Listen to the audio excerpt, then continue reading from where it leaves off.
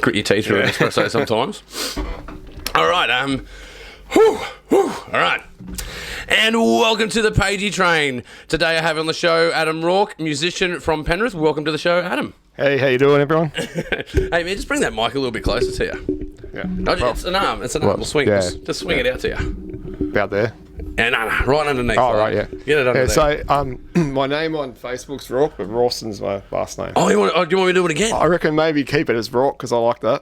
Oh, you do? It's like Rawk, you know. Yeah, that's what I thought you were doing. Yeah. Okay. It's really funny because when I was at uni, they would often put the credits on and put Rawk, and I go, no, that's not my last name. Oh man, well let's just keep the intro. I'll go with Rawk. Yeah. All right, Adam Rawk, Adam Rawson, Adam Rawk. Welcome to the show, man. Hey man, cheers. Hey man, and thanks for bringing some beers. That's all right, not a problem. No, I normally supply the beer for the guest, but the guest has brought beer today, so thank you. Like I was just saying to you earlier, we were off camera. I've done the coffee switch again. Just had a fantastic macchiato. I swear, we make the best coffee in Penrith. I'm really sure of it. I'd have to go. Oh man, it gives you wings. It certainly gives you wings. But man, we've got a lot to talk about today. Bands you're in, organisations you've been a part of, things you've done around the music scene in Western Sydney and everywhere else. Where do we start? Let's just go for. All right, we'll get Mercury Rise out of the way straight away. Yeah. So bass player in Mercury Rise, but you're doing another project at the moment. Which is Big Smack? Yep, Big Smack. Yeah, tell us a little bit about Big Smack, man. Okay, so Big Smack's kind of like a grunge pop band. It's the three-piece. Mm-hmm. And I've known Anthony, the big shout-out to Ant and Jerry in the band. I've known Anthony for over 20 years. And when I was filming Culture Shock, I filmed Anthony and I filmed Big Smack and their bass player left on the first shoot. So they had a position vacant, and I ended up just jamming with them, and ended up they asked me to join the band. So I've been in that band now for a couple of years, and we've been quite busy before COVID-19 struck, and we're getting a lot of shows, and now everything's just sort of quiet until hopefully we'll see the music scene start rolling again. But yeah, quite interesting mix of songs we got in there, and some very grungy, some poppy. Yeah, you do a lot of grunge, man. Like I think for people that know me, I do frequent a lot of pubs around town, and I have run into you a few times doing music at different venues. I think I must have run into you like 3 or 4 times in the last year, and you're in some different band doing something different somewhere. I think what was it? It was Not the. I get these two confused all the time. I'm sorry, guys, but it was Union, not the Union, but the High Street Social. Yeah. I wanted to get down there and do some music there, actually, because there's a lot of cool cats that go down there and do stuff. Have you been doing that for very long? Yeah, well, one of the things I've found since I've been a musician, and I've been playing for over 20 years now, is open mics are really good. So that was an open mic at High Street Social, and I found they're really good to meet other fellow musicians, and that's how I've built a lot of bands, and I started my first band, Barcode, there at their original, it was called Uncle Buck's, and it's now the Tattersalls Hotel, and a big shout out to Luke and Luke from Barcode as well. But yeah, that band ended up breaking up a few years after we formed, but that was a good starting point. But I find open mics are really good to get your skills. People aren't too judgmental. You can have a bit of fun up there and just experiment, and you find yourself that way. And so I've always liked to find open mics all around the place and actually perform. So yeah, it's a fun thing to do. Yeah, I haven't done open mics in a long time, with bands. It would have been about maybe 15 years since I did an open mic. I guess I do a little bit of karaoke here and there, but that's usually when I'm a little bit shameful, a little bit drunk, and I need to get something off my chest usually. But yeah, no, it is a good way to make bands, isn't it? It's a good way to make associations. It's really good. You know, you can just, and as I said before, what I love is it's just not judgmental, and everyone's there to support everyone. So there's one that's been running for I think over 20 years up at the Family Hotel in Katoomba. Big shout out to Elliot, that's from Sideshow Annie. They've been running this show, and you go up there and just the community of musicians, especially in the Blue Mountains, are great. It's one of those interesting things, you know. Are you doing you're involved with Kelts music as well? So, just give us an opener of what Kelts music's all about. Well, Kelts music was actually I was in Kelts Entertainment and it's rebranded their thing. And a shout out to Cameron Smith. There you go, man. What happened? Kelts Entertainment turned to Kelts Music. Kelts was actually a Kelts bar originally in Blaxland. And Cam done a lot of work building up and built a really big reputation of all the big Australian artists. And then he ended up selling and moving overseas. And then 7 years later, a friend of mine, that Mick Duncan, bless his soul, he passed from cancer. Yeah, sorry to hear that, man. And he wasn't well, and he asked me to. I was actually running my own business at the time called Arm Productions, and I was running harbour cruises and trying to just build up. I've always supported the Australian music scene, the local scene as well. Always want to try to keep bringing people to venues and that kind of thing. And so Mick had got in contact with me and said, "Do you want to take over?" Because he was too sick to do it. So I started working with Cam then at the Ori, and we was just working on local bands. And then I ended up going in from there and meeting some people some management at the Emu Sports Club at Emu Plains, and we relaunched the business again, or the Kelts bar, I should say. And we got all the contacts, the old contacts, and next thing you know, we had the business formed, and we had that going for about a year, and then they said they didn't feel like it was going as working or whatever, but it was going really good. So we decided to stretch our wings out a bit further and went to the Tattersalls Hotel in Penrith. And we managed to get Regurgitator in there, and we got a good deal, and it was their last leg of the tour. We got a free entry for Regurgitator. You got a free entry for Regurgitator at the Tattersalls Hotel in Penrith. That was sick, and it was like epic. They couldn't get the kind of the computer side of things working. So some of their songs that they used samples, and they couldn't get it working, so they just went this whole punk rock set all the way through. Oh, so they had a brain and it wasn't working? Yeah, something like that. Yeah, so they had all their samples and they couldn't get it working, so they just done this old punk set. And people, you could see the size of that pub. It was just chock-a-block full of everyone's jumping around. They had crowd surfing, people jumping, diving climbing up the poles and stuff. It's a Gurge gig, man. It's organically going to be crazy, but to get people in there for free, it was unreal. You've just pumped steroids into a crazy situation. And already. They said they loved it. They go, it was just like back in the day, in the late 90s punk rock days. That's what they felt like. They just had such a good time. But you get that out of Penrith crowds, man. Yeah. You do. And Penrith is one of those strange places. It is primed for the music scene. It is totally primed, but it's hard to get venues to put on shows. Yeah. I find it's because you get these touring bands, they've got quite a big guarantee. So you've got to take the gamble whether you're going to do a door deal, and if you don't make the door deal, are you going to have the venue to the management to cover the costs, if they don't get the sales through the door.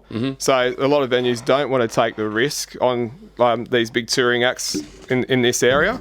And so that's the struggle that we had, try to keep the machine rolling. Yeah. And so that's just a shame. I think it's the whole Australian music industry in general is really struggling, and it's been struggling before COVID hit. We had the lockout laws and all that kind of stuff, and then the venues are full of poker machines, and people just don't want to. The management just doesn't want to put that much money and funding into live music, and it's a really sad thing.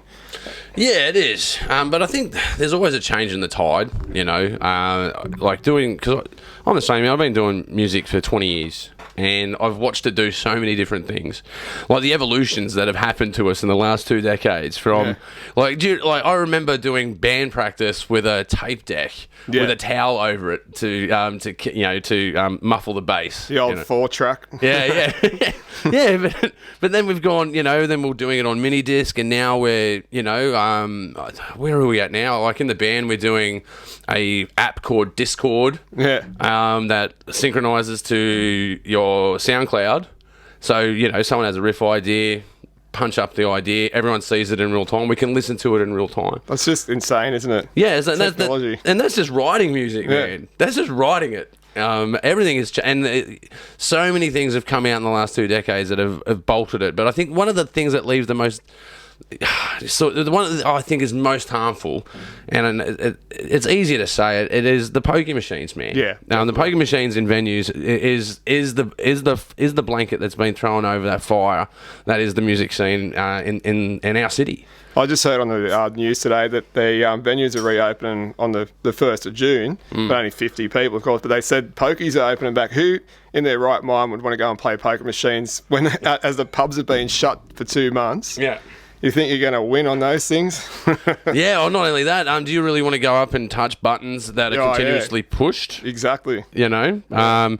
When you go, if you go into Coles, right, or no, Woolworths, I'm not picking, just saying, wherever Aldi, if you end up at Aldi.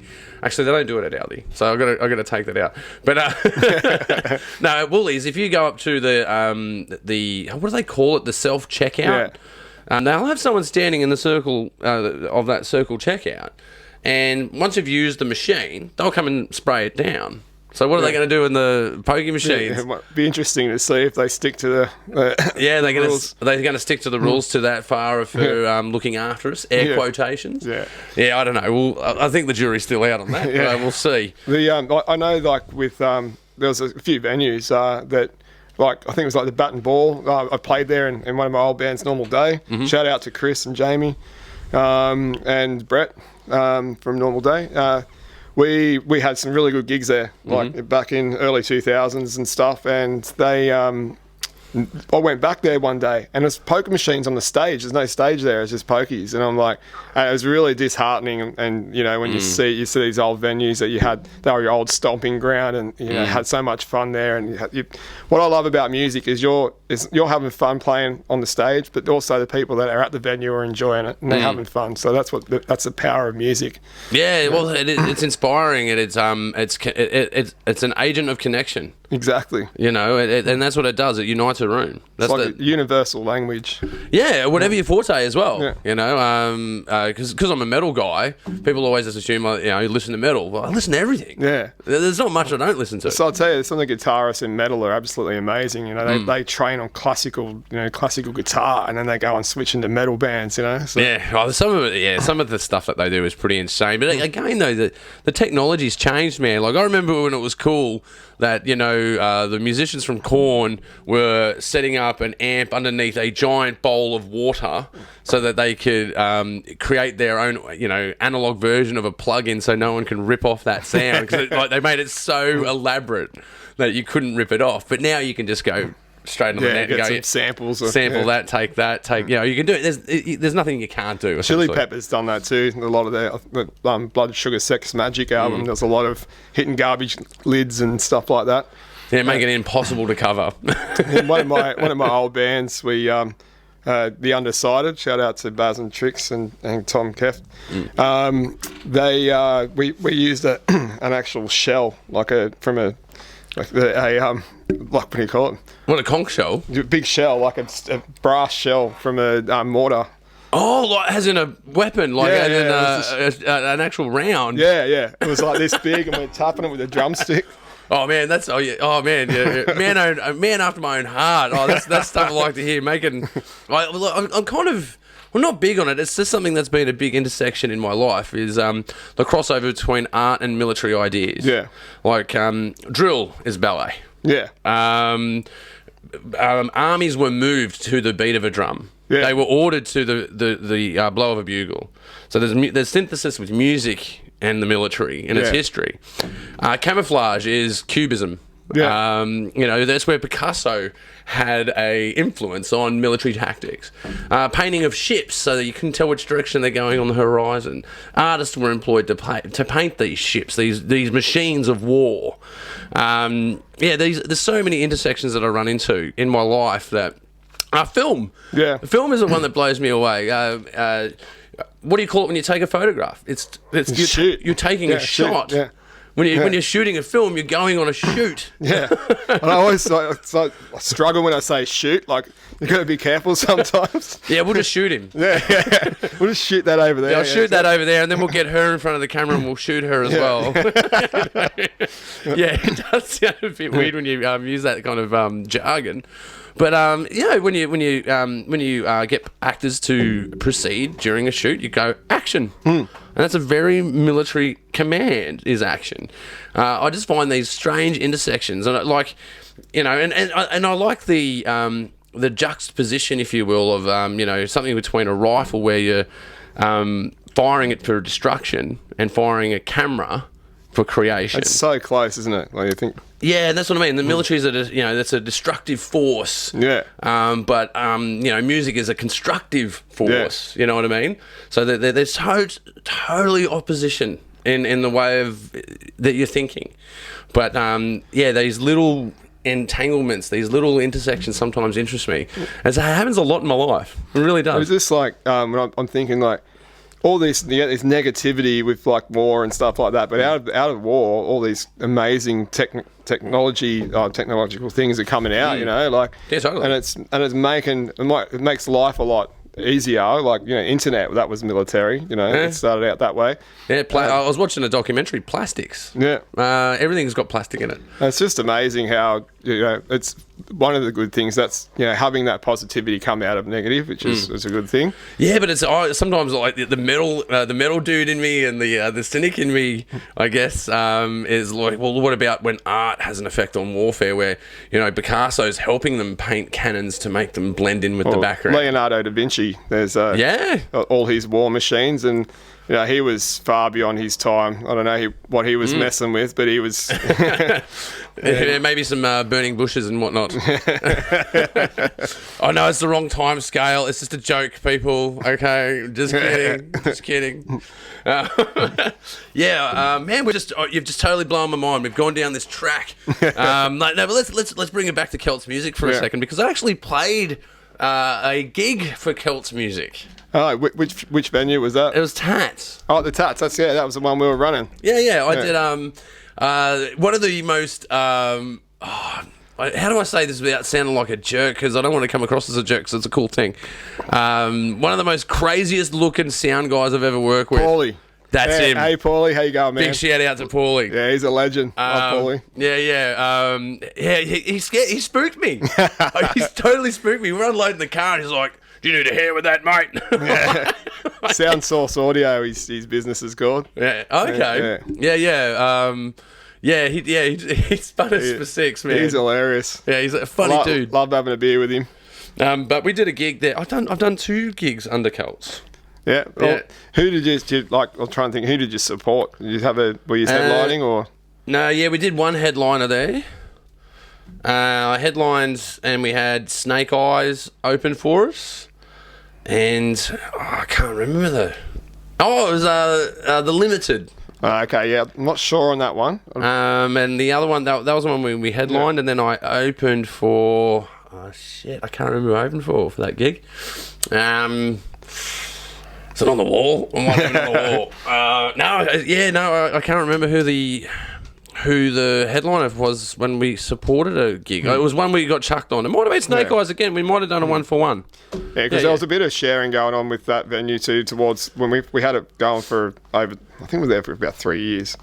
But we had for 12 months. We were pretty much exclusive with the venue. But then the management would often pick up, they might go, "Oh, can we have this weekend?" or whatever, and then someone else jumped in and started booking as well. So we kind of started sharing it after a while. Yeah. Okay. So some of those shows might not put on, but there was we did have Tumbleweed on there. That was a mad night. And I spun out, but didn't realise that Tumbleweed had supported Nirvana when they came through, when Nirvana toured Australia. Yeah, because that would have been like first big day out sort of days, right? Yeah, wow. That was interesting stories with those boys. Man, how'd you be? Like, you got to hang out backstage with Kurt Cobain and Dave Grohl before you go and open for him, man. Holy shit. That would have been unreal. What a gig. Yeah. What a tour, I mean. Oh, yeah. I don't have time to tune my guitar. I'll tune it for, and Kurt Cobain's like, "Oh, I'll tune your guitar for you, man. You go get ready, go do your thing." Like, fuck, Kurt Cobain just tuned my guitar, man. That would have been awesome. Shit like that. I always kind of think, what would Kurt be doing these days if he was still alive? Oh, see, that's an interesting question. That's like, assassinate Hitler as a child kind of question. You just don't know how the world would have turned out. Because where would Dave Grohl be? Yeah, that's it. If Nirvana didn't break up at that time. I know Dave was writing songs, or he already had songs featured on Nirvana's single pack, like Marigold and a few other ones. And Kurt actually liked some of his stuff, so it could have been interesting to see what direction they would have been on. Yeah. Oh, but there's the age-old debate, though, with Nirvana. I don't know if it's age-old, but for us musos out there, I think if you look at Alice in Chains, some would argue that Alice in Chains started the grunge movement. Is it a movement? The grunge scene, if you will. People would attribute to Alice in Chains doing that, not Nirvana. But Nirvana is the band that's known to bring about grunge. Yeah. I mean, they busted into mainstream, so as much as they didn't want to be that big, as what they've said. But what do you do when that train's rolling? Oh yeah, shit yeah, man. Oh, they showed up to my house with a dump truck full of money. What did you want me to do? Yeah, that's it. Shit, man, I'll play that song for you. Fuck it. If only that could happen. You got to be in the right place at the right time, folks. Yeah, man. We've digressed again. But I'm actually let's switch on the different tracks at the moment, because you're a muso, but you're also up and coming filmmaker as well. Yeah. Well, I just finished. I graduated last year from. I'm a bit of a mature age student, but anyway, non-school leaver, they called us. I was a non-school leaver.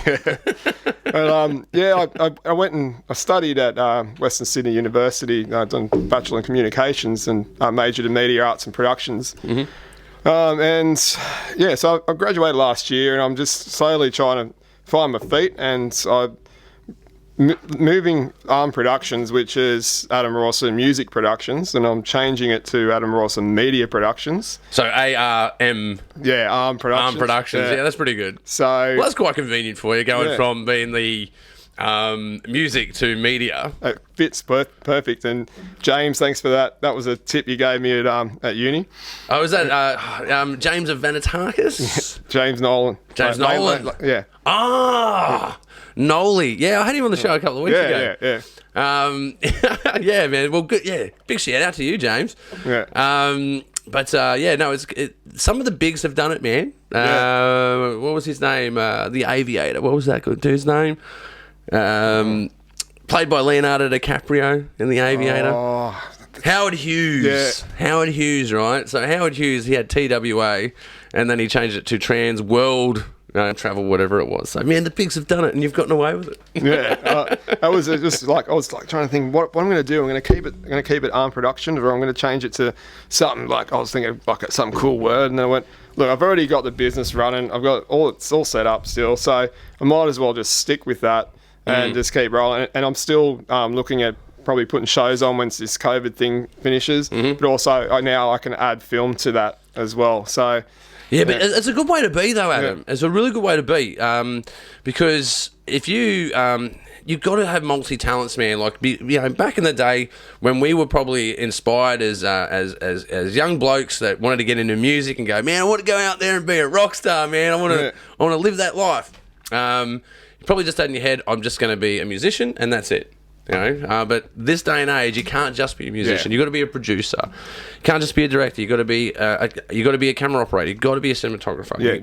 Even if you're not good at it, you've got to know how to do it. You've got to start somewhere too. That's right. And the thing is, like, what I've always believed in is when I started music, I wasn't just like how I fell into promoting and stuff like that was basically, well, I've got a band going. Now we need gigs.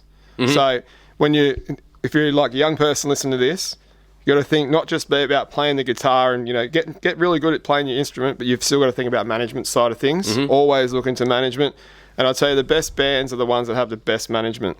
That's like a rule that I know. You see all the big bands that get out there, they've got good management behind them, and I've always worked in business like thinking outside the square, not just playing the guitar in a band. You've got to think more like in different aspects of the field. Where can you go? And what happened with me, well, I ended up booking and started a little booking agency. And we were charging $5 per head to go to these little local shows. And then one thing rolled into another, and I did a business course and a certificate small business.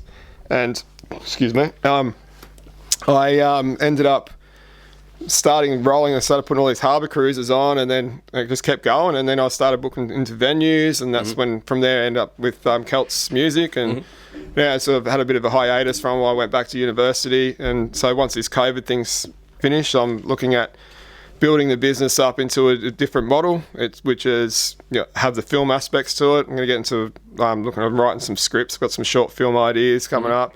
Other things that I'm also thinking about is looking into the aspects of filming live music for artists. So you can have different angles. We can do maybe a live feed kind of thing. Hard thing to sell, man. I've tried to sell that a few times. I've managed to sell it. I've sold it a couple of times doing the live gig filming. So they've got a 3-camera shoot, 4-camera shoot, and to sound for them. And oh man, I don't know. Maybe it's again being cynical. I'm being cynical today, kids. But no, you try and sell that to a band, and it's sometimes hard to translate to a band. If you give us this X amount of money, you will have an awesome suite of songs. You'll have your entire set shot and edited, and then you can add effects, and then you can do anything you like with it after that. Yeah, I'll put it to you in a real basic format. So do a live switch on it. Yeah, because that's what you can do, right? Because you do a 3-camera shoot, a 4th-camera shoot. Put a GoPro on the drum. That's it, man. Put a GoPro on the drummer. If you're out there shooting bands, put a GoPro on your drummer, because no one shoots the drummer. Or also, you can get GoPros on the top of the guitars. That's a nice little trick. That looks wicked. Yeah, because then you get that angle, right? Yeah. And the two challenges I've had getting people to either purchase that product or provide that product is when you're training cameramen, it's hard because you need 2 talented roamers. Yeah. You need 2 cameramen that know what they're doing to make the product better. The stand, your lock off, which is your full stage, that's easy. You just need someone watching a record button. Yeah. Right? Essentially, that's what you need. And getting those 2 guys with talent, I've succeeded a few times teaching people how to do guitar porn, because essentially what you've got to teach 2 people is how to shoot guitar porn. Yeah. And how to avoid a bass player that noticed that they're being filmed turning your back to you on stage, right? Yeah. Because you've got to go and get the action. And it's hard to teach someone to be intrusive, because that's essentially what you got to do. You got to teach 2 cameramen to be a little bit intrusive, without being intrusive. It's 2 cameramen in a mosh pit is a paradox. It's a total fucking paradox, man. But once you get it going well, it can work for you. And then the product starts to sell itself. But I've noticed that goes in waves as well. Yeah. Like filming music and doing music, they're waves that happen hand in hand. You just got to think, you've got to find the right bands that are, they've got a bit, maybe they're getting paid all right from their shows. If you're lucky to be on that circuit, even's good. I'm happy with even. And you want to invest in some really good footage, then that's the way you go with it. I don't know, maybe just look at starting out, like, because it's starting out, do it at a small, cheaper price, and if you go out into a full on film company, it's going to cost you thousands, Totally. And so you can still get the good quality with the technology and the cameras that we've got out these days, for a cheaper price. So, I mean, there's definitely competition to be made there. Yeah, man, I've got the gear. Like, another tip for you guys out there, if you want to do this sort of stuff, right, for $30, you get yourself a smart arm, right? A smart arm for a DSLR camera. I call them a spider, because they look like a spider when you have them on stage side ready to go. So you can put that as a shoulder rig. Yeah. And then you can go into like a sort of a hip movement as well, while doing your pull focus and stuff. Pull focus and doing zooms. $30. So you can you can get yourself a decent DSLR for $1,000, or mirrorless, whatever body you want on there. I recommend mirrorless actually. Yeah, mirrorless is good. You get a better picture. And $30 on top of that, you've just created a shoulder rig that can shoot a gig. So for $3,000, you could have a small business shooting gigs. You know, essentially, and a Zoom. You need to record it some way. Yeah. And this is the other thing that will piss. If you ever get into this, man, any further, this is some really good advice. All right, the recording of the sound is the hardest thing to get. Definitely. Shooting 3 cameras and having 2 cameramen not focus on a singer. And do not get disgruntled with a bass guitar showing their ass. Yeah. Once you get through that barrier, the main thing with that, like you're doing live, filming, you plug into the PA. Like, say Paulie's rig, for example, it's all digital. So we actually had a shoot. I didn't do it. This was before I went to uni. A friend of mine come up and they done a 3-camera shoot up at the family hotel at Katoomba. We had some shows running there, and I just found going through my computer, I found the footage the other day, and it's quite good what they'd done. They had the 3 cameras, they had a vision switch. And they do a live vision switch, or they do it in post? I think they did it in post. It was post. I'm pretty sure, but they had plugged the audio straight into the desk. And the audio come out beautiful. So you must have had a good sound guy to get that. Because what is it? About 9 times out of 10 when I get a USB off a sounding, because they've plugged it into the desk, it's been shit. I've got something that is hasn't not correctly balanced. Yeah, levels are out. Levels are all out, and it's something, you know, you can either have the voice that's too loud, and it's beyond the point of manipulation. You're not getting individual tracks. So I do 3 redundancies. Right, so get one off the desk. If it works, fantastic. Yeah. Generally, it won't. I just don't count on it working. Sorry, sound guys. That's my faith in you. You guys are disgruntled. I don't know why. I don't know what it is about that job. You guys get disgruntled. I'll tell you what. I've done a lot of roadie work with Paulie and other places like Crew and Call and that kind of stuff over the years. My back's a little bit sore these days, but we're the first people there. I was the lighting tech. So the first people there, last people to leave. So you imagine how long the hours are. Yeah. And then you've got to back it up the next day to another show. And you've got to saw back, They do get, so some of the narkiest people I've met are soundies. Yeah. They're very short. Because they don't sleep. they're just cranky all the time. Yeah. I remember we had a sound guy at, Factory. We were doing a show at the Factory. And he was really pleasant.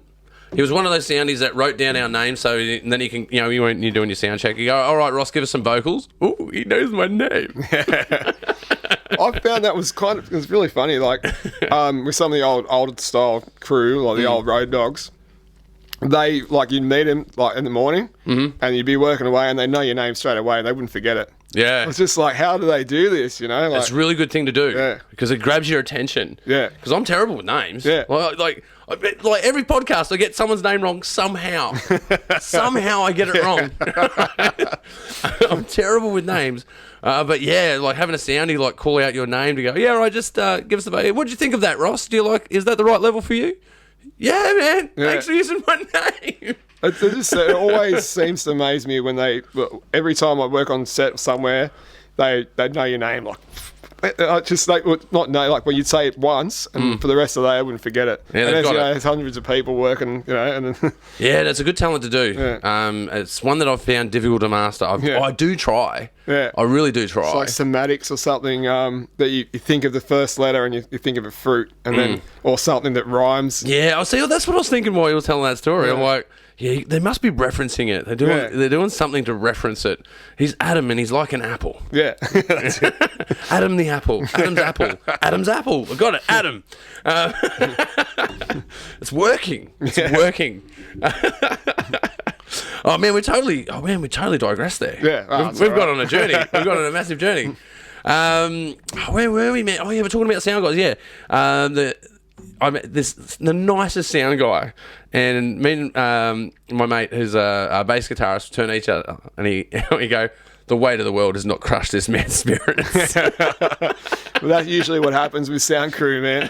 Actually, I've got a book called Roadies by Stuart Coop, and that's quite a good read. And there's a lot of things that in the Australian music industry that they do it tough, a lot of them, and There's a lot of big mental health aspects about Australian entertainment at the moment. And there's a company called Support Act. You have to check them out. They've got a really good initiative at the moment. They're looking at, excuse me, they look into mental health, and they've got funding and that kind of stuff going. So I think it's definitely a really good thing, and there needs to be a lot more awareness of it. Yeah, totally, man. And I think, with the kick in the balls of, Corona, I was listening to stats today that totally just blew me away. Like, we fight so much for not that I've got anything against, coal miners, but there's 59,000 coal miners, right? And how many debates have we had in this country about coal mining? Yeah. Right, for 59,000 people. Corona happens. Do you know how many people are in the entertainment industry that are out of work at the moment? Oh, that's insane. It's 193,000 people. Right? You know what I mean? Yeah. Imagine if we put out, if there was 193,000 coal miners that were out of work right now. Imagine the outcry. Yeah. Like, you know what I mean? And I said, and as I say, I put that in the context. There's nothing wrong with someone doing an honest day's work to provide for their family and to do their due diligence as a human. Nothing wrong. I'm not having anything against that. I'm just pointing out politically. Yeah, that's exactly right. For people that are going to have a dog in a fight. Yeah. Well, there's no one in our fight, man. That's it. It's like they've kind of forgotten us even just before like the end of last year. ScoMo decided to... That's right, they sacked the bloody minister. Arts minister, so putting it under the same thing as the transport or something like that. And I'm like... Yeah, he merged it. Yeah, and then the other thing, like you look at... we don't have a science minister, like Tony Abbott abolished that. And now... Oh, no, get the fuck out of here. You're saying we don't have a science minister. Well, that's what they said. When Tony Abbott got in, don't have to have now to research. What you mean? So there's no one... There's no science... I'm going to check this out, man. So you're saying that there's no recourse for the heads of the CSIRO with government engagement. That's essentially what you're just saying. Tony Abbott sacked the science... There was no science minister or minister of science. Sorry, I've totally had the blinkers on there. So this is a climate change issue. Yeah, well, that's it. So they've gone... Yeah. And now we're relying on scientists and we're relying on nurses, and God bless the nurses for all this kind of stuff. You know, the balls. The fucking balls, man. Yeah. And that's it. I left the house yesterday to go to a 40th birthday party. I shit in my pants. I'm like, shit, man, I haven't left the house in months. I'm like, oh, man, what is wrong with you? Dude, you're just leaving the house. But I had to tell my brain, like, relax, That's bro. weird. It's like we're like, scared of now we want to stay in the house. We're scared of like lockdown being lifted and all this kind of stuff. It's like there's going to be, I think, not just the COVID, when the COVID hopefully eventually goes or they find a cure or something for it, but I think there's going to be a lot of mental health problems that are going to arise from being locked down and everything being shut. People, like some people aren't as lucky to have their family around them or whatever, and they're stuck on their own, like. I mean, I'm in a totally privileged position, man. I'm working from home. Yeah. Don't get me wrong. The online business is, non-existent at the moment. We're not selling any media products. I'm not selling any advertising space. It's been devastating. But for someone who's devastated, I'm doing, fucking pretty all right. Yeah. So when I say these things, I'm coming from a privileged perspective, and I need to acknowledge that. But at the same token, I think we need to have voices out there, and we need to have dogs in these fights, man. Yeah. But just getting back to the nurses though, like the fucking balls, man. Yeah. Going into the point of danger. Yeah. Well, those two nurses that went overseas went to Italy, and they right into the heart of it, and they just helped all these people. They volunteered from Australia to go and do this. See, that's insane. Like, that's like going straight into a war, like, Yeah, man. Look, I suppose people would say that, like, but I don't know. I know this is going to sound really weird. I feel more comfortable going on deployment than I do going to a hospital right now. Yeah, well, because you can't see it. Yeah, that's right. You can't. How do you protect yourself? Yeah. I suppose if you're trained, like nurses and are trained, right? So they know how of crossing of fields and how bacteria moves around. But these are only safeguards; they're not guaranteed, right? That's it. They can't be. So yeah, my hat off to you guys. You're doing you're doing our country proud. Yeah. I just find I don't know. I was talking about this with a mate yesterday because what can you possibly believe about anything at the moment? I don't know. It just kind of feels like we're in some kind of weird movie that just doesn't want to end. Yeah, I was saying anecdotally to a mate yesterday. Do you think this is how like a PS4 feels when you've paused and gone to make a sandwich? Your character is on pause going, man, when are we doing this? When are we starting this again? Getting all PTSD from standing in one spot for a long time. But yeah, I don't know. I don't know what to believe. Like, we were trying to work it out yesterday, and it's so complex, like everything is these days. Yeah. I don't know. I guess the question is, are there shenanigans? This is the question I've been asking people. But like, this is like kind of like, in a way, if you've ever looked up the Institute of Public Affairs, no, that's a good one, good starting point. Fuck, I'm going to write that down. What was that? Institute of Public Affairs. Yeah, right. They are the IPA, like a liberal. Yeah, I know what the IPA is. Yeah, liberal. That's the IPA. Yeah. Oh, these guys, they do interesting studies. Air quotations. Yeah, they talked like there was. I do know about this. If you look at the list of people that went to their parties, like Gino Reinhardt, Tony Abbott, all those, and I think Twiggy was there. Twiggy was involved in this. I think the ex-military, current military people are involved in this. They're talking about how they can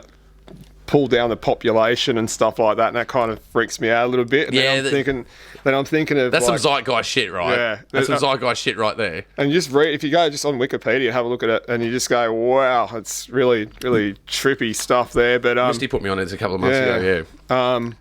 But yeah, so I'm thinking, now that they've put these things in place, now they're going to let the virus run loose. We're going to have a second wave. That's unavoidable. Yeah. And so they just said it's just seeing who's the survival of the fittest, basically. If it does, we do get that second wave.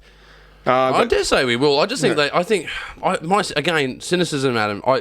I think that they have got the positions of hospitals in a state where they go, we can now cope with the crisis. So now they've got enough ICU beds to, so they got the space. But yeah, let's hopefully not. Please, let's just hopefully we can get through this.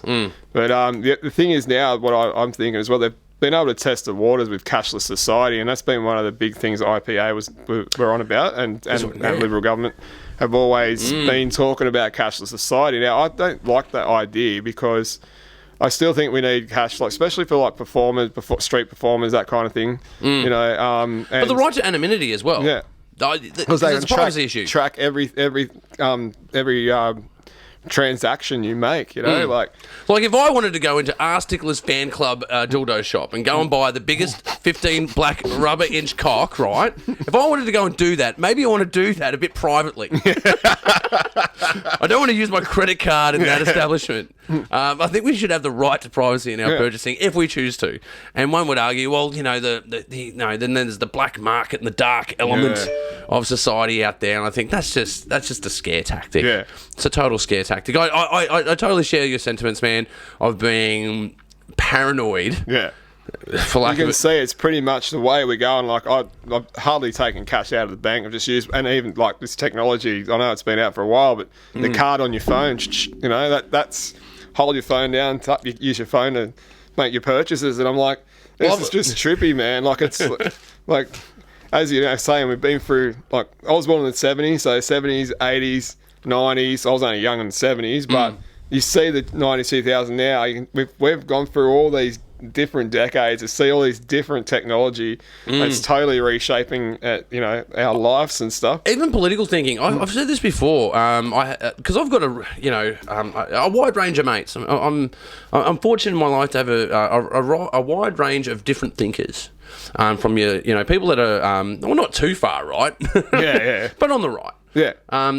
Some on the left and not too far left, and most of my friends, we generally are populated in the middle section of that.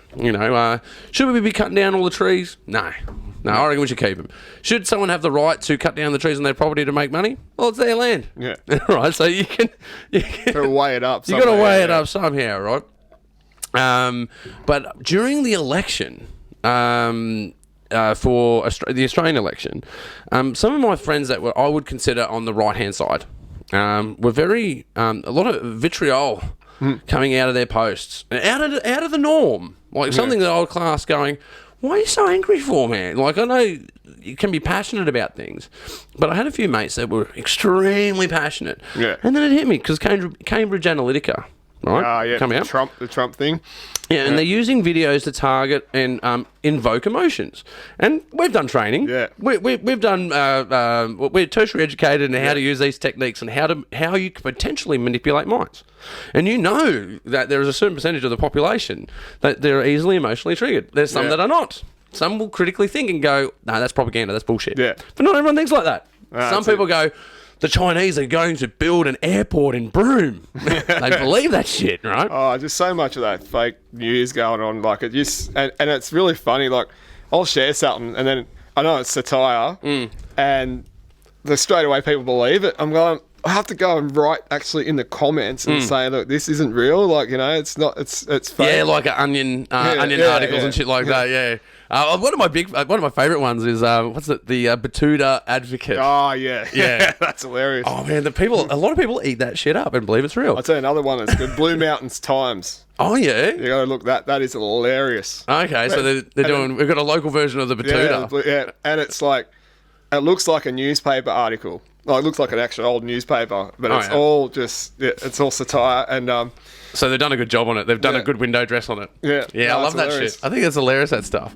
But yeah, no, I've had these mates though. They were emotionally charged, and then it hit me. I go, "This is some Cambridge Analytica shit going on here." They've been showing videos about things that are making them riled up. And I suppose they do the same for the left as well. Get people on the left, further left. So as I said, I'm admittedly a centrist. Yeah. A lot of people have said to me, "Oh no, you're right wing, Ross. You served in the military. You're clearly a right wing dude." I go, "Yeah, but I've got a ponytail and an earring, man." That tells you everything. I would say I'm more left than I am right, but it depends what the topic is. Yeah. Totally depends. They're all kind of merging now anyway. It's like hard to tell who's what in politics these days. Yeah, but that's what I mean. None of them commit to a left or a right. Yeah. They all become centrists. Yeah. And we should be the centrists. Yeah. Like, I think we should have a right to bear arms in this country. Yeah. And that's a right-wing idea. But that doesn't mean that I'm a right-wing person. Yeah. Should women have reproductive rights? Totally, man. It's their bodies. Let them do. That's a totally left-wing 100%. idea. It's a totally left-wing idea. And yeah, these are things that are hard to categorise. But there's some people that they're in one camp. They are unmovable. They are in the right camp or the left camp. They're unmovable. And that's the thing that I'm worried about is these walls that we're putting up in these ideas. But I think a lot of it is the phone. I started calling it the fifth limb. Yeah. Like the phone is the fifth limb, right? If you get out of bed and walk and go get a coffee, or no, here's my favourite one. Actually, let me be really honest, right? If I've had a coffee and I've got to go and do my morning business, right? Yeah. If I forget my phone, I get a little bit annoyed. Because I'll tell you what, most business deals are done on the dunny, man. Man, they are. I do so much reading on the dunny, and it's all through my fifth limb. Right? That's a classic, isn't it? It's like, it's so funny that we're so addicted to these devices, but it's like seriously a computer in our pocket. But it's hard to break that habit. How do you just It's a powerful computer. It's not just a computer though. See, because I dig that because I think about it the same way. But I've started to modify my perception on it. It's plugged into a way bigger network. It's not just a computer. It's a window. Yeah. It's a window into a really big cybernetic organism. Yeah. And we're the organism part attached to the cyber part. Yeah. This is a symbiotic relationship going on here. Like we are proto-cyborg, and that spins me out. The phone's going in, right? Like when they bring out the Samsung or the Apple injection. It's kind of like an eyeball tattoo or something like that. You just got to shoot yourself in the face. I'll be totally lining up. Get that microchip. To get that microchip. Yeah. But then you worry about the cashless society, and we go, "Oh, you've got a different political view. Turn off his chip. Yeah. Let him starve to death." It's crazy the way it can go. Too much power. Yeah, it's too much power. Well, let's see, like the Chinese are doing their social. If you do something wrong or whatever, they have a screen, face recognition. and they can tell you like how you've got to have a rating, so you can't buy a house because you don't have this rating. Yeah, they have a pleasant rating. Yeah. They did a Black Mirror. It's like Black Mirror, but they've this. actually got this. Like, it's a real thing. It's a reality. Happening. Yeah. Actually, I'm currently reading a script of a friend's at the moment. I don't want to give too much away. Big shout out to Luke Walker, actually.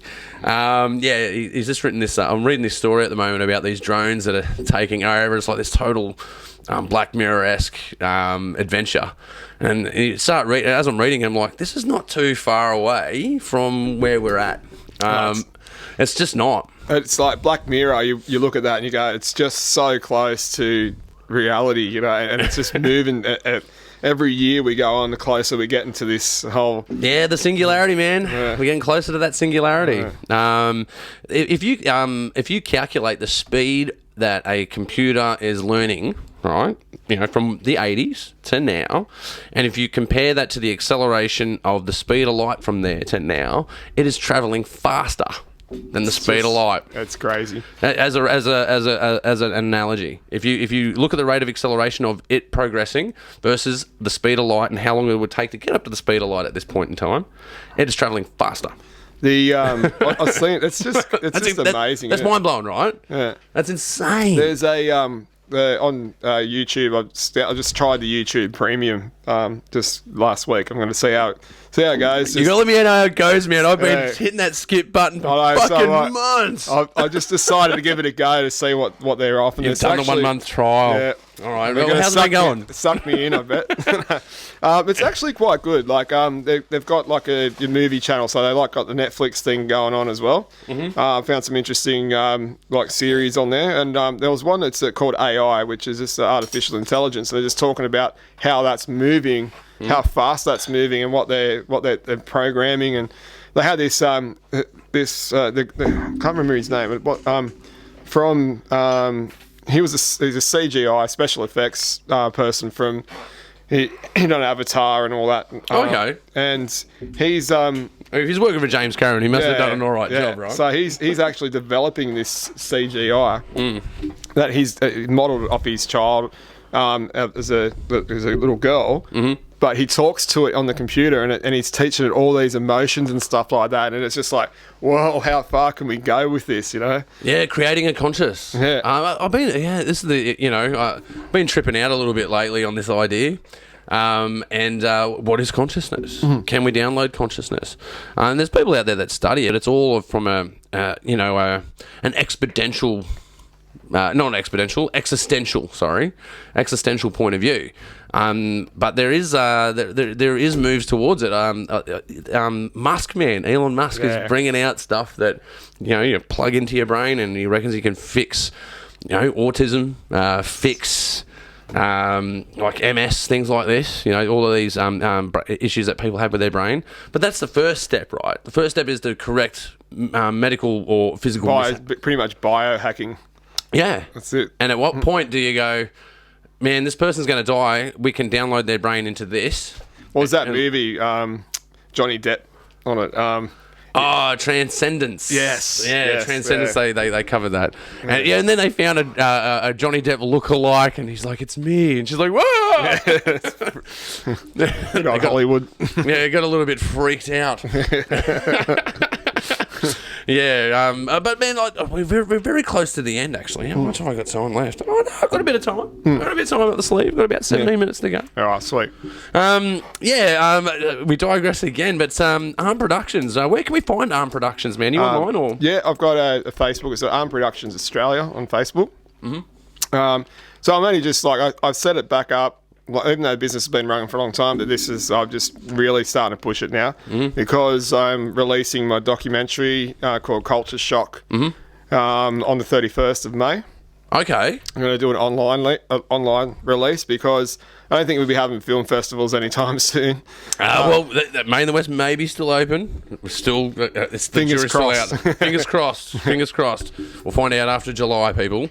So Culture Shock's coming out in May. Yeah, 31st. So next Sunday. I'm doing an online release at 7:30 p.m. on YouTube. But I'll be really plugging it during the week and just getting it ready to go. I've had to do a few edits on it And pretty much the only reason why I was going to release it through film festivals and stuff like that, but I thought because it's COVID, I've got to get it out. I've been sitting on it for too long. It's the premise and the synopsis basically of Culture Shock is talking about the state of the Australian music industry, or in particular Sydney, with the lockout laws and poker machines, that kind of stuff. I interviewed a few local bands, also live music offices in Sydney, and so there's room for it to move further from here. So this is just, I want to get this out there. I want people's opinions and thoughts on how we can go forward with the music industry. Hopefully, after the COVID-19's lockdown and all that has gone away, we might see a big resurgence of Australian music. I think we will. I think we will, man. We bring it back like it was in the late 70s, 80s. That'd be fucking awesome. Every single pub has a live band every night of the week. Well, here's my theory. I've got a little bit of a theory on this. I've been clocking it over my little noodle brain, thinking about, right, so where can I get the band out and where can I get it out next? And I thought, what's the landscape going to be like? And I thought, they're not going to be doing big venues. No, right? They're not going to do auditoriums for a long time, and they're going to do stadiums for a long time. So there's a massive void there for entertainment to occur. So I think we might see a resurgence in stages popping up. Yeah. They can still keep their fucking poker machines, man. You just need 6 less. Yeah, that's it. We can, I don't know, man. I've squeezed onto some small fucking stages before. Yeah. I had the pleasure of being on a few big ones, but my point is most of us are quite resilient, and we're very happy with about 3 metre square. We'll do. We had a Mercury Rise. We've done a show at the Hideaway Bar in Newtown. And the stage was so small, we had a 5-piece on this tiny stage. Like, you didn't fit it like that big. How did you fit a 5-piece on at the Hideaway? One of us, I think the bass player's on the ground, hidden behind the drummer. Oh man, I remember. It's a photographer's nightmare filming shooting a band at that venue. Yeah, it's a good venue because you can, as a front man, you just get out amongst the crowd. Yeah. Get in their face. Because metal is very much in your face. You can just go start screaming at people. It's quite fun. Yeah, man. I think the Hideaway is the smallest stage I've ever done. It's a cool little venue, and it'd be easy to fill it up too. And it'll look like you've got hundreds of people there. If you got like 50 in there, it'd be a perfect venue for 50 people. Yeah, man. Well, you can't do that. They can't do They've got to do social distancing though. You can't do that. Yeah. Oh no. Look, but the thing I like, like you say, the thing I like about the Hideaway is when you put people in there, they can't do the old Sydney hide at the back. Yeah, that's it. There is no back. Yeah. You're at the back, and the band is up the back with you. That's it. Actually, a big shout out to Steve. You remember how drunk you got at that gig, bro? I don't need to tell you. It's good photos though. Good photos of you. We just did a show at Kelly's on Kings before with Big Smack before the lockdown happened. Yeah. So it's a nice little venue too. I've always wanted to play Kelly's. Yeah. So, they've got a nice little stage up there, and we was there on a weird night, like a Tuesday night. But there's a few other venues popping up, like in Sydney that I was interested in. I can't think of the name off the top of my head. Should have wrote that down first. But there has been, before this stuff happened, there was some really lot of new venues dedicated to music. So I was kind of excited at the start of this year, thinking, oh, great, we're going to have it, like, the music scene's going to open back up again. The lockout laws got lifted on the 14th of January. Yeah. So...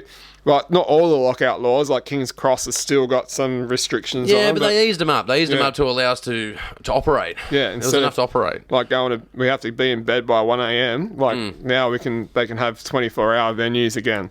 And that's been a real struggle for since they brought these lockout laws. I understand, we had the alcohol-fueled violence and stuff like that happening on the streets, but, it's one person causing this problem. We just got to learn somehow. Can we just go out and be happy and enjoy our night out? And just Why stifle it? Yeah. And that's what they've done, right? But I have to again though. I resonate with that, man. I share that because like as someone that's always out there looking for gigs, because you're out there trying to look and not just look for gigs for the band, but you've got to look for gigs for other bands that you put on your lineup. So your lineup and your roster, and you got your network, and people talk. People talk in those networks. Have you played the Hideaway? Yeah, played the Hideaway. And the Valve Bar before it closed down again. Yeah, it's closed down again. It was in Tempe originally. Yeah, I've done a few gigs at Tempe. So had some pretty cool nights. Oh man, you know your age as a musician in Sydney if you've played a gig at Tempe. Yeah, absolutely. Yeah, becoming like the grandfather of rock and roll these days. Yeah, well, big shout out to Greg. I'm sorry about the mess, and I'll try to behave next time I'm in the car park. But I wonder what's going to happen with that. It's the Argent Court, isn't it? Argent Court, yeah. Yeah, there's going to be more live music there. Someone will pick it up. Yeah. Because there's no other, unless they do a full reno on it. They'll redo the upstairs, and they'll keep doing their doof up there. But in that downstairs venue. Before it was always the Argent Court, but before it was the Valve, it was called Venom. Yeah. So I've done a Venom gig there as well. Actually, one of the best gigs I've done. I'd say it was a good venue. I've seen a band called Heifer played. They're like Heifer, like Helmet. Yeah. I know Heifer. Yeah. They played at the Bar Broadway upstairs. Yeah. That was a mad venue. I don't know if that's still. No, it's still there. Yeah. It's still there. Like it's because it's all floorboard. It's a floorboard venue. Yeah. They still do it, but it's really hard to get that. It's hard to get a line up there. You need a big headliner to get it going. You definitely do. But yeah. Well, the Lansdowne just before like Outlaws just started. I think last year just started putting bands back on again.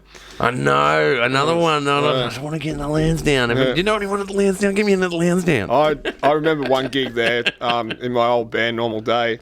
We got to the venue and they couldn't get the sound working. So what I do, he goes, I went around to the back of the venue, found the power amps and switched them on. This PA guy had no idea what was going on. Yeah, see, you'll get that though. That's what I mean. If you're getting something out of a desk, man, you don't know what you're getting. That just proves my point. I'm just telling you. Have two redundancies. When you're filming live gigs, have two sound redundancies. Have one on low sensitivity next to a PA that's putting out everything. And do one in the middle of the room. I'd say a really good for all of the film people out there. I got a Zoom IQ. It's an IQ 7, and it plugs straight into your iPhone. Oh, really? Yeah, and it's just a stereo mic. You can do it at 90, and you can do it at 180 degrees. And so it bolts onto the bottom of your phone, just sort of plug thing. in like a. So it turns your phone into a Zoom. Yeah. Oh man, that's awesome. I got the app on my phone. It's a Zoom app, and I'll just find it quickly. So it just looks like a Zoom. This is the app itself. So I got the H4. That's the app. Oh, yeah, that's all right. So, there you go, kids, if you can see that. And that's a free app as well. You can just download that from the App Store. So it turns your phone into a Zoom. Yeah. Man, and you can control all the media, like your volume levels and that kind of stuff. And it's got effects. It's got reverbs and so you can balance. Do your balances and levels. It's really good. And I've been using it. Like the only thing you have to do is turn your phone. You can't. It's not really good for live stuff because it picks up your signal from your phone that comes through the mics. But you turn it on to airport mode, and you've got yourself a little recording app. Oh yeah. So once you're using it, it's just a Zoom. You can't have it as doing its other functions. You can try and do the live thing, which I did with the video, but it was picking up on Facebook. It was picking up my data signal through it, and it was buzzing a bit. So but for that, if you just want to go and record audio, that's really good. Yeah, it'd have to go through a few gates. They'll be able to fix that up one day, surely. They've got to come up with some idea. Yeah, there's got to be a way to fix that. Yeah, I'll end up being compressed. I'll just compress the wave and make it simple. Yeah. It's probably too dynamic going through it, and that's why it's like, oh, fuck no. Inert fucking signals, fuck off. Yeah, I just done a little shoot for... my mate Brad Stubbs. He's in a movie like young blokes putting together. It's like I'm sure the whole premise of the film, but it was I used that used that app to record the audio, and it came out quite good. So I'm pretty happy with it. I mean, that's a good that's good redundancy for doing a 3-camera shoot, 4-camera shoot. And the best thing is this was the problem, like if I was recording my band at rehearsals and stuff like that through just your normal voice recording app, everything's distorted. You can't turn the recording level down. With that, you can control the level. You can monitor. You plug your headphones into the actual thing. Actually EQ it. Yeah. I the way I do it at the studio when I'm doing on a phone though, I put it on a chair and I face it away from the entrance of the studio. So then it will pick up the sound wave travelling past it, but it's only a guide. It only is it for a guide. It's other garbage. It's total garbage. It's just like you want to say if you come up with a new idea, a new song, you've got that there to have a listen back to. After the. Yeah, but that old faithful comment, did you press record? No. Fuck! Oh, no, that's a nightmare. Happens all the time. But I think, look, just to go back to, before we close it off, I'd just like to go back to some advice that you were giving out there to any younger people listening, is it's good to be in bands. Yeah. You learn how to be a good manager. You learn how to be a business operator. You learn you have to come over your fears of performance on stage, because that's a nerve-wracking scenario of just being on stage performing. If you've ever bombed and dropped a song, you'll know what I'm talking about. I call that a train wreck. I've had a couple of train wrecks. I've had a couple. But the best thing you can do is just keep playing.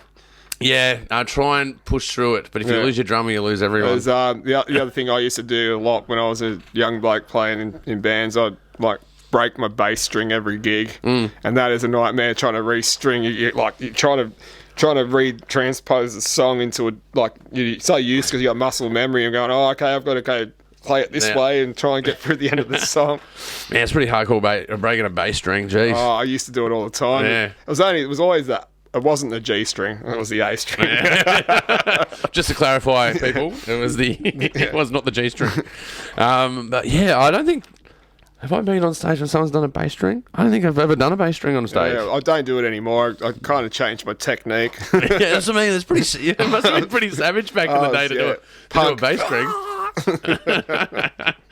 I've had plenty of guitar strings on stage with people I work with.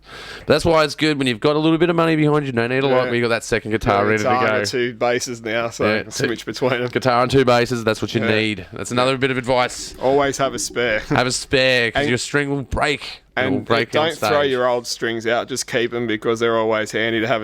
Even if you got a few spares, new ones or whatever, just keep a couple of the oldies in there, because they can be handy and get you through a gig. Yeah, totally. And I think that's another good lesson. Use your resources well, because you'll need them. But man, I think we've come totally to the end, unfortunately. But man, thank you so much for being on the show. It's been awesome. But just to do another plug for Culture Shock, what YouTube channel do we need to go to check this out? Arm Productions Australia. Yep. Yeah. So same as the Facebook page. So that's going to be launched at 7:30 on the 31st of May. Okay. Just look, check that out. It's going to be. I'm hoping to hear some feedback from people. I was just talking. Basically, I know that the lockout laws have finished. That they've been relaxed, but it doesn't just cover the lockout laws. It's covered everything that we've faced into this state now, except for COVID-19. But we don't know where we're going to go from here. But this is the thing that we want to. I just wanted to get this message out and move forward, because there's other avenues that I still want to focus on within the music industry or entertainment industry in Australia. So, all right. Yeah. Well, guys, make sure you go check that out at Arm Productions on YouTube, and don't forget to go and tick like on Facebook. And by the way, don't forget to go tick like on the Pagey train and Still Searching Productions on Facebook. And of course, if you like the show, subscribe. If you don't like the show, subscribe. And if you really like the show, hit the little bell right here. But once again, Adam, thank you very much for being on the show. Thank you. Cheers. All right, man. That's it. Oh, actually, maybe not. We'll see you next time. Yeah, cool, man.